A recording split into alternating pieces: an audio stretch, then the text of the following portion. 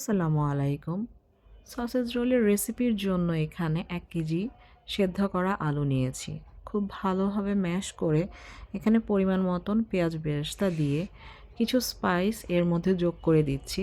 স্পাইসের পরিমাণগুলো আমি কমেন্টসে দিয়ে দিব।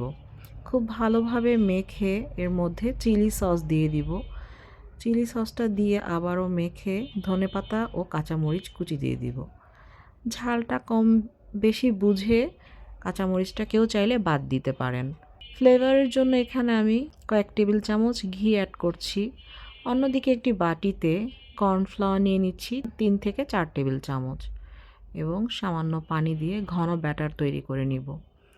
এবার সসেজগুলোকে 2 ভাগে ভাগ করে আলু সেদ্ধ সসেজের ভিতরে পুর দিয়ে আমি রোলের শেপ বানিয়ে নিব এবং কর্নফ্লাওয়ারের চুবিয়ে আমি এখানে ওটস নিয়ে নিয়েছি। সেই ওটস দিয়ে কোট করে এক এক করে রেডি করে নিব।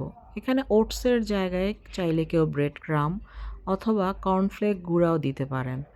এবার এক এক করে সবগুলো রোল বানিয়ে ট্রেতে ডিপ ফ্রিজে সংরক্ষণের জন্য রেখে দিব।